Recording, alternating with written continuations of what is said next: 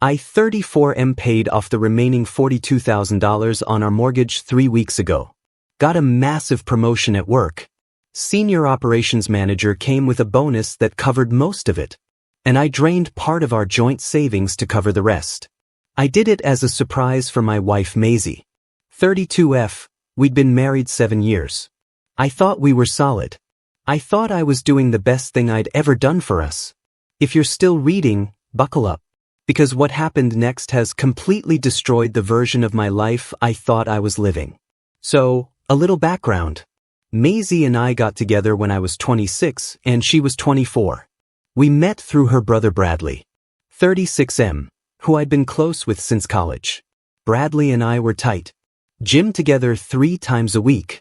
Watched every game together. Helped each other move apartments twice. When I started dating his sister, Bradley was the one who told me to go for it. Said I was the only guy he'd ever trust with her. That mattered to me. I came from a family where loyalty meant something. My parents, Archibald 62M and Alana 59F, had been married 38 years and never once did I hear either of them talk about leaving. That was the standard I held myself to. Maisie was different from anyone I'd dated. She was direct, opinionated. Never played games or so I believed. She worked part-time as a dental receptionist when we got married. And about 2 years in she stopped working entirely. I didn't push it because I was making enough. She handled the house stuff. I handled the money. We bought our place, a 3-bedroom in a decent suburb outside the city when I was 29.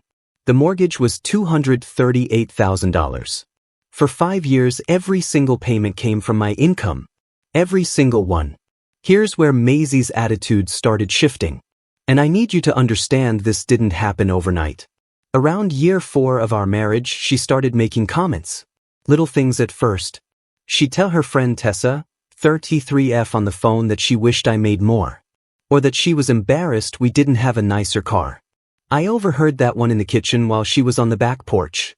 And when I brought it up she told me I was being paranoid and eavesdropping. After that I started paying closer attention. She began comparing us to Tessa's husband Christopher, 35M, who worked in tech sales and had just bought a boat. Every conversation circled back to what Christopher had that I didn't. New kitchen. Better neighborhood. Trips to Cancun twice a year. It was constant. Kept my head down. I worked harder. Got certified in project management on top of my regular role. Started pulling 55-hour weeks. And when the promotion came through in March, the first thing I did was calculate exactly what we owed on the house. $42,187. I called the bank, confirmed the payoff amount, and scheduled the payment for the following Thursday. I even had a bottle of wine ready. I was going to tell Maisie that evening. Hand her the confirmation letter and say we own our home free and clear. Thursday came. I got home around 6 o'clock. Maisie wasn't there. She was at Tessa's place. I set up the dining table. Put the letter in an envelope on her plate. Opened the wine. She got back around 8:30. I told her I had something to show her and handed her the envelope. She read the payoff confirmation and her reaction was fine. She hugged me. Said, "That's great, babe." And then went to take a shower. That was it. 5 years of payments, $238,000 of my income, and I got a hug and a shower. I sat at that table alone with the wine and I told myself I was being ungrateful for wanting more of a reaction. Then at around 10 p.m., I was in the hallway heading to bed and I heard Maisie on FaceTime in the guest room with the door mostly closed. She was talking to Tessa. And what I heard rearranged my entire understanding of the last 7 years of my life. Maisie was laughing. Full on laughing. She told Tessa something along the lines of now that the house is paid off, she doesn't have to feel guilty anymore. That she can finally leave and take everything. Tessa asked her something I couldn't fully hear. And Maisie responded that the house is in both their names. That she'd been waiting for this specifically. And that her plan was to file after the summer so she'd have the house fully free and could push for spousal support since she hadn't worked in years. She called me a workhorse. She said, and I am paraphrasing because I was shaking with rage, that I was useful but she had never really been attracted to me. That Bradley had basically talked her into dating me because I was stable and she was tired of dating guys who didn't have jobs. I stood in that hallway for what was probably 4 minutes. Then I walked to the bedroom, got into bed and stared at the ceiling. The next morning I acted completely normal. Made coffee, kissed her on the forehead before I left for work. And I want to be clear about something. I was not calm. I was furious. But I understood something that Maisie clearly didn't. That the next few weeks were going to determine the rest of both our lives. And I was not going to be the idiot who tips his hand before the cards are played. That Friday I called my father. Archibald is a retired contractor who spent 30 years dealing with property disputes, liens, and real estate closings. I told him everything. Every word I heard. And my father, the most measured man I've ever known, told me 3 things. He told me to get a lawyer before Monday. He told me to pull every financial record I had access to. And he told me not to touch the joint account yet because the moment money moves, Maisie would know something was wrong. By Sunday night I had a consultation booked with a divorce attorney for Monday morning. A full spreadsheet of every dollar I'd earned and paid toward the mortgage. And a plan that Maisie had absolutely no idea was coming. But here's the part that still makes me lose sleep. I also called Bradley. Because Bradley was my best friend. And when I told him what Maisie said, that she'd been pushed into dating me because I was stable, Bradley went quiet for about 10 seconds and then told me I must have misheard her. That Maisie would never say that and that I needed to talk to her before doing anything drastic. He didn't deny it. He didn't say it wasn't true. He just said, I misheard. That's when I knew Bradley was in on it from the start. And that's when the plan got bigger. I'll update soon. I need to figure out how much I'm comfortable sharing because what happened next involves Bradley's living situation. My mother Alana getting involved in a way nobody expected. And a conversation with Christopher that changed everything. Okay, so I got to be real. This man sat at a dining table he set up with wine and a whole envelope presentation like it's a marriage proposal part 2. And this woman said, "That's great, babe." And walked away like he told her the dishwasher was fixed. $238,000 of this man's life. And she gave him the same energy you'd give a coworker who tells you they brought donuts. But like, okay, the actual gut punch here isn't even Maisie. It's Bradley. Because everybody's focused on the scheming wife angle. But let's talk what kind of person looks at their best friend. Someone they lift weights with 3 times a week. Someone who helped them move. And thinks, yeah, he'd make a good financial host for my sister to latch onto. That's not friendship. That's farming. Bradley was raising livestock and this man thought they were brothers. And the "you must have misheard" response. That's not a denial. That's a confession wearing a trench coat. A real friend hears that accusation and goes ballistic defending themselves. Bradley went quiet for 10 seconds because he was calculating, not processing. 10 seconds of silence from a guilty man sounds very different from 10 seconds of silence from a shocked one. And Archibald? Retired contractor dad who immediately goes into tactical mode. That man has been waiting for a reason to deploy 30 years of real estate warfare knowledge. Archibald didn't raise a workhorse. He raised a man who was about to become the whole cavalry. Update 1. Alright, I'm back. A lot of you had questions after my first post, and I appreciate every single comment and DM. Some of you told me to just leave and move on. I respect that perspective, but that is not what happened. What Maisie and Bradley did to me wasn't just a betrayal. It was a 7-year setup and I was not about to walk away and let them profit from it. So, here's what went down after that weekend. Monday morning I was at the divorce attorney's office at 8 a.m. sharp. My dad Archibald came with me. The attorney's name doesn't matter. But what she told me in that first hour matters a lot. She said that in our state the house being in both names meant Maisie had a legal claim to it regardless of who paid the mortgage. That hit hard. But then she asked me one question that changed the entire trajectory of this situation. She asked me whether the $42,000 payoff came from joint funds or solely from my bonus. I told her the bonus covered about $31,000 and the remaining $11,000 came from joint savings. She told me that distinction was going to be critical, because my bonus was earned income deposited before Maisie could argue it was marital property if I could prove the timeline right. She also told me that Maisie's lack of employment for nearly 5 years combined with no children and no documented medical reason for not working actually weakened her spousal support claim significantly. Not eliminated it, but weakened it. I left that office with a list of things I needed to gather. Bank statements, pay stubs, the mortgage payment history, and proof that every single payment for 7 years came from my direct deposits. My dad offered to help me organize everything at his place that weekend, and I agreed, because I could not risk doing any of this at home. Now, here's where Bradley comes in. And this is the part a lot of you asked about. Bradley had been living in a duplex on the east side of the city for about 3 years. What most people didn't know, including me until about a year prior, was that Bradley's landlord was our mutual friend Christopher's uncle. Christopher mentioned it casually one night when a group of us were at his place watching a playoff game. He said something about how Bradley was 2 months behind on rent, and that his uncle was getting frustrated. I filed that away and didn't think much of it at the time. But after what I heard on that FaceTime call, after Bradley's non-denial about pushing Maisie toward me, I started connecting things. See, Bradley had been broke for years. He worked inconsistent gig work, drove for a delivery app, and picked up odd labor jobs when he could. Maisie used to send him money regularly. I knew about some of it, small amounts here and there. She told me it was to help her brother out with groceries or a phone bill. I never questioned it, but after I overheard that FaceTime call, I went back through our joint bank statements at my dad's house that Saturday and found that over the past 3 years, Maisie had transferred over $14,000 to Bradley through a payment app. $14,000 from an account funded exclusively by my paycheck. So, not only did Bradley engineer me into a relationship with his sister, knowing she wasn't genuinely interested, he was also being financially supported by my income the entire time. I was bankrolling the guy who set me up. Let that sink in for a second, because I had to sit with that realization for an entire weekend and still go home Sunday night and act normal. Now, let me tell you about the conversation with Christopher, because this is where a second front opened up.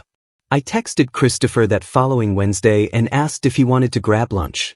We worked about 20 minutes from each other, so it wasn't unusual. We met at a taco place near his office. I didn't plan on telling him everything, but I needed to ask him something specific. I asked him if Tessa ever talked about Maisie's plans. Christopher looked confused at first, and then he got real quiet. He told me that Tessa had been acting weird for months, spending a lot of time on the phone with Maisie, and that he'd asked Tessa about it a few times.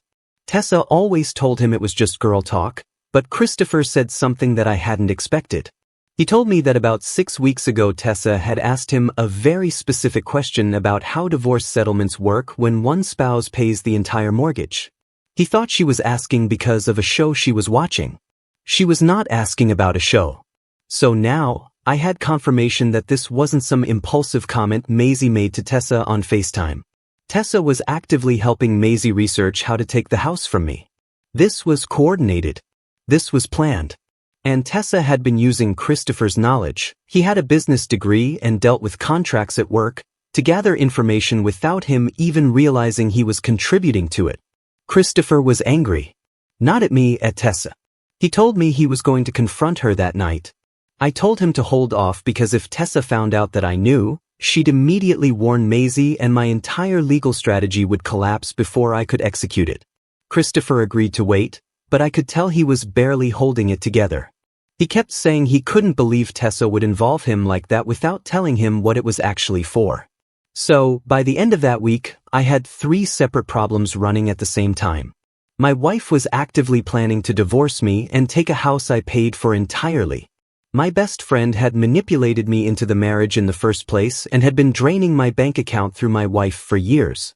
And my wife's best friend had weaponized her own husband's expertise to help plan the whole thing. And now that husband was sitting on information that could blow the entire thing open at any moment. Meanwhile, I was still going home every night, eating dinner with Maisie, watching TV with Maisie, sleeping next to Maisie, and she had no idea. She was still operating on her summer timeline. She thought she had months. She didn't. But here's the complication I didn't see coming. My mother, Alana, somehow figured out something was wrong. Not the details, she didn't know about the FaceTime call or the lawyer, but mothers know. She called me that Thursday and told me she'd run into Maisie at a grocery store on Elm Street and that Maisie had been cold to her, barely said hello, and was with Bradley, who also acted strange. My mom asked me point blank if everything was okay with my marriage. I told her everything was fine because I wasn't ready to bring her in yet. But Alana is not a woman who accepts surface answers. She told me she was going to invite Maisie and Bradley over for a family dinner that Sunday to see for herself, and I could not talk her out of it. So now I had a ticking clock. Christopher was barely holding back from confronting Tessa. My mother was about to put Maisie and Bradley in a room and start asking questions. And I still hadn't finished preparing my legal position. $14,000. See, the small amounts thing is what gets me because that's exactly how you bleed someone dry without them noticing. You don't take a chunk, you take drips. Grocery money here, phone bill there, and over 3 years it adds up to a number that would make most people's stomachs drop. And Bradley, this dude is behind on his own rent by months while simultaneously being subsidized by the man he conned into marrying his sister. Like at some point, you have to step back and admire the sheer audacity of the ecosystem these people built. Maisie doesn't work, funnels money to Bradley. Bradley doesn't really work either. Tessa is mining her own husband's brain for legal strategy. Like he's a free consultation. Everybody in this little circle is extracting value from someone who trusts them. It's not a friend group, it's a pyramid scheme with feelings. And Christopher, sitting at that taco place having his whole reality dismantled over a burrito. Brother, welcome to the club. Membership is pain and the dues are everything you thought you knew about your wife. But honestly, what impresses me most is this man's composure.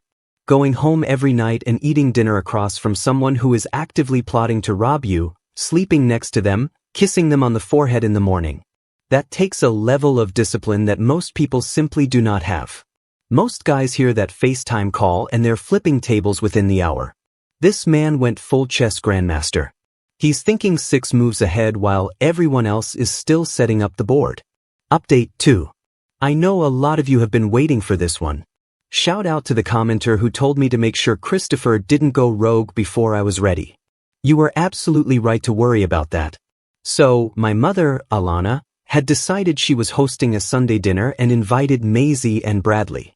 I couldn't stop it without raising suspicion. Archibald knew everything and tried to talk her out of it. Said I had work stress and maybe we should postpone. But Alana had already texted Maisie directly and she'd accepted. I think Maisie said yes because she was still playing the role. She needed my family to think everything was normal until she filed in the summer. Sunday came. Maisie and I drove over together. Bradley showed up 30 minutes late. Here's what you need to understand about this dinner. Every single person at that table, except my mother, was hiding something. Archibald knew my plan. Maisie was hiding her divorce timeline.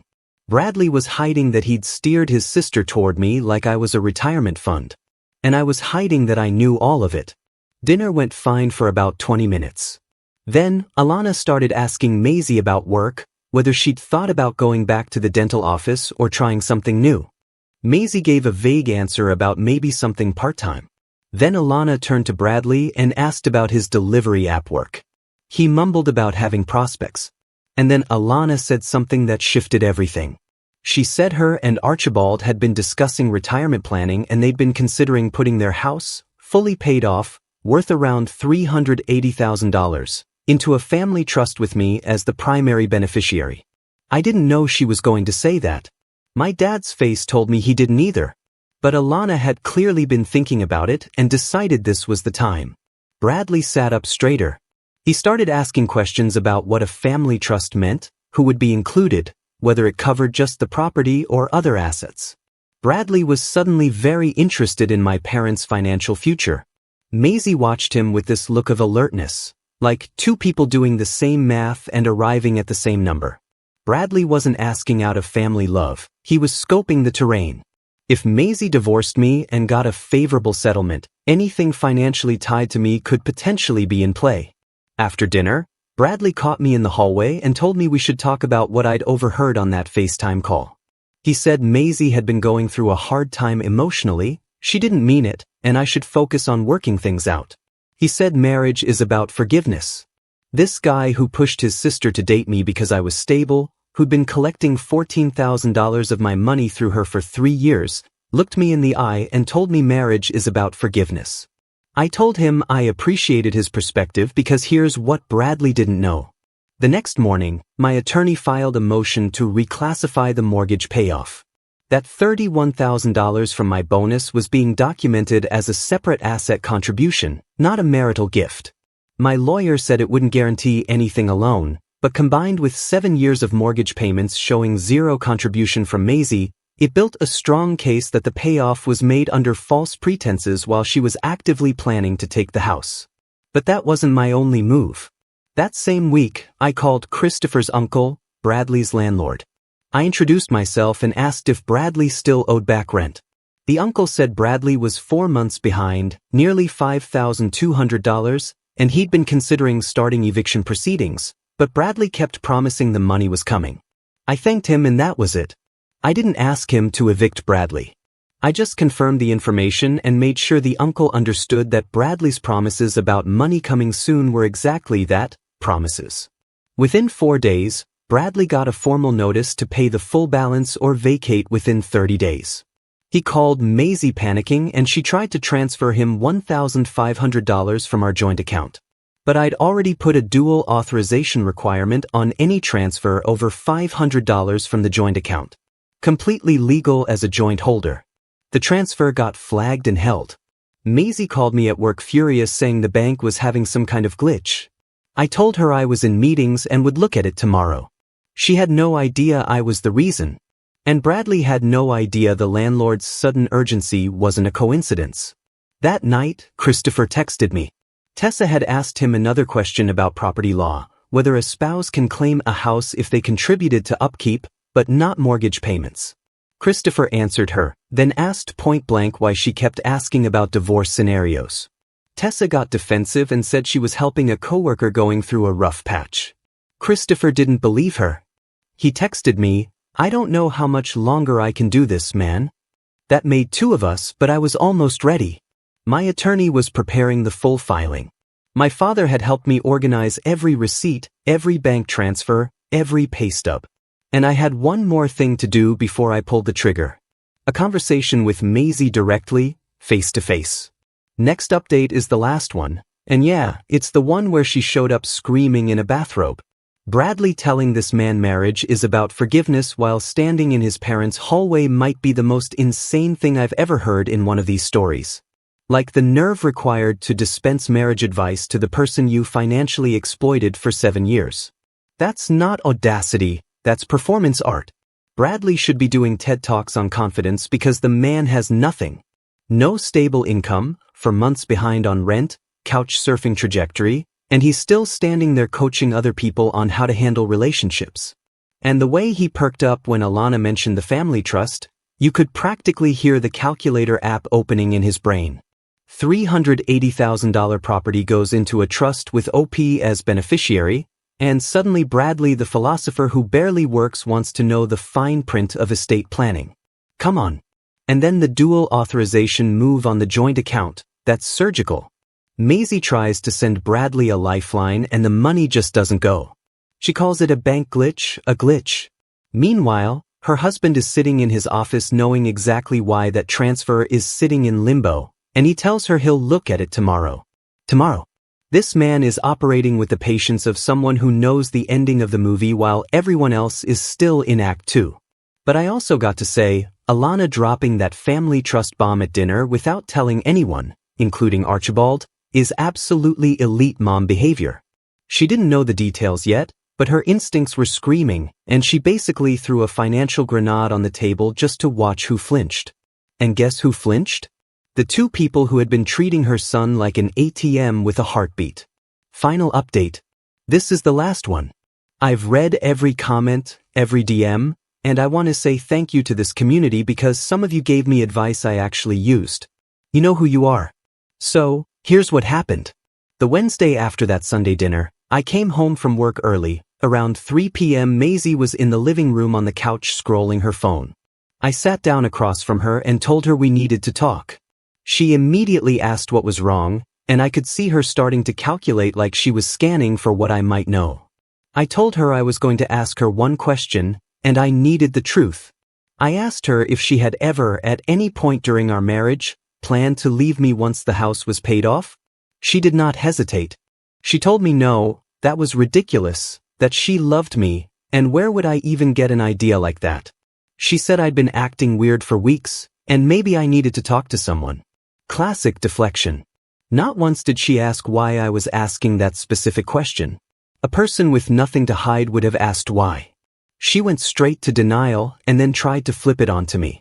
So, I told her I heard the FaceTime call with Tessa. All of it.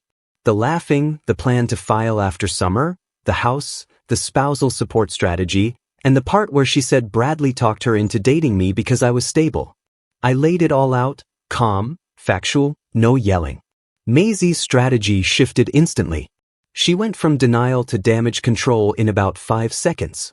She told me I took it out of context, that she was venting to Tessa and didn't mean any of it, that every wife complains about their husband sometimes and it doesn't mean anything. She said Tessa had been putting ideas in her head about how she deserved more, and that she got caught up in it, but she would never actually leave. She blamed Tessa entirely. She told me Tessa was jealous of what we had, and had been poisoning her thinking for months. She never once apologized, not once. She just kept reshaping the narrative to make herself the victim of Tessa's influence. I let her talk for about 15 minutes. Then I told her about the $14,000 she'd sent to Bradley from our joint account over the past 3 years. She got very still. She said it was just helping her brother, small amounts here and there, nothing major. I told her I had the exact transaction history, every transfer, dates, and amounts, and that it totaled $14,000. She started arguing that it was her right to help her family, that the money was in a joint account, which made it hers, too. I told her the joint account was funded entirely by my paycheck since she hadn't worked in 5 years. That's when she got angry for real. She told me I always held money over her head, that this was exactly why she'd been unhappy because I treated everything like a transaction. She said Bradley was right about me, that I was controlling and obsessive about finances. And there it was. She said Bradley was right about me, meaning Bradley had been talking about me to her, framing me as the problem. The entire time he was eating at my table and taking my money. I told Maisie I had already filed for divorce. Her face changed completely. She asked me when. I told her my attorney filed that Monday. She started saying I couldn't do that we needed to talk about this, that I was making a huge mistake and throwing away 7 years. I told her she threw away 7 years the night she laughed about taking everything I built. I told her my attorney had documented every mortgage payment, the bonus payoff reclassification, and the $14,000 in transfers to Bradley. I told her that her 5-year gap in employment with no medical reason and no children significantly reduced any spousal support claim. I told her I had already separated my direct deposit into a new individual account as of that Monday, which I had every legal right to do once filing was initiated. She grabbed her phone and called Bradley, right in front of me. She told him I knew everything and that I'd already filed. I could hear Bradley on the other end asking her what she meant by everything. She told him about the FaceTime call, the transfers, all of it. Bradley started going off about how I was blowing things out of proportion. Maisie told him to come over. I told her that wasn't going to happen because I was the one leaving. I had already packed 2 bags that morning and put them in my car before work. I walked out and drove to my parents' house. My mother, Alana, was in the kitchen when I arrived, and she took one look at me and knew. I told her and Archibald the full story that night. Alana was furious, not at me, at Maisie and Bradley. And the first thing she said was that the family trust discussion from Sunday dinners suddenly made a lot more sense, that Bradley's interest in it wasn't casual at all. The next 10 days were chaos. Christopher finally confronted Tessa and told her he knew she'd been helping Maisie research how to take my house. Their marriage blew up. Tessa called Maisie blaming her for dragging her into it. Maisie called me 4 times a day for the first week trying to negotiate, then threatening, then begging. She told me she'd go back to work, that she'd cut Bradley off, that we could do counseling. I didn't respond to any of it. My lawyer handled all communication. Bradley's landlord followed through on the eviction. 30 days came and went, and Bradley couldn't pay. Without Maisie funneling him my money, he had nothing. He called me once, the only time we spoke after that Sunday dinner. He told me I was ruining his sister's life and his life over a conversation I wasn't even supposed to hear. I told him I heard exactly what I needed to hear, and that every dollar he'd taken from that joint account was going to be part of the divorce filing. He called me ungrateful. Ungrateful. 3 weeks after I moved out, Maisie showed up at my parents' house on a Saturday morning. She was in a bathrobe, hair still wet from a shower, screaming from the driveway. She kept yelling that I took everything, that the joint account was frozen, that Bradley was getting evicted, that Tessa wasn't speaking to her anymore, and that this wasn't fair. My mother walked outside and told her to leave. Maisie wouldn't. She stood in the driveway for 20 minutes screaming until a neighbor came out, and Alana told Maisie she had 10 seconds to get in her car or she was calling the police. Maisie left. That was the last time I saw her in person. My divorce is still being processed. My attorney is confident I'll retain primary claim on the house based on sole financial contribution and the reclassified payoff. Maisie's spousal support claim is weak. Bradley is couch surfing at a friend's place after his eviction. Christopher and Tessa are separated.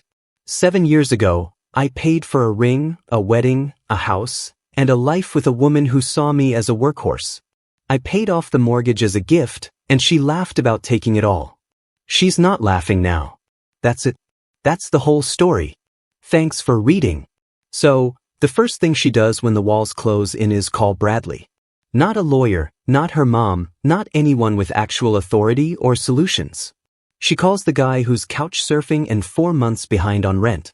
She calls her accomplice. And okay, I need to talk about the negotiation to threatening to begging pipeline because that tells you everything about who Maisie actually is. First, it was let's talk about this. Then it was threats. And when threats didn't work, she went to I'll go back to work, I'll cut Bradley off, we can do counseling. She offered to do in 3 desperate phone calls what she refused to do in 5 years of marriage. She could have worked this entire time. She could have been a partner this entire time, but it only became worth doing when the free ride ended. And Bradley calling this man ungrateful. Brother, ungrateful for what? For being selected as a host organism? For the privilege of funding your sister's exit strategy and your rent simultaneously? The absolute delusion of someone who contributed nothing to anything telling the person who paid for everything that they're ungrateful. That word alone tells you Bradley never once saw this man as a friend. He saw a resource that was malfunctioning. And then the bathrobe scene. Standing in a driveway in a bathrobe, hair still wet, screaming that it's not fair. You know what's wild about that moment? For 7 years, Maisie played the long game, patient, calculating, waiting for the mortgage to clear. And the second her plan collapsed, she couldn't even get dressed before driving to her in-laws' house to scream in their driveway. All that composure, all that scheming, all that I'll file after summer energy, gone. Because the person she spent 7 years underestimating turned out to be smarter, more prepared, and more disciplined than she ever gave him credit for. She called him a workhorse, and yeah, maybe he was. But this particular workhorse learned to read the contract.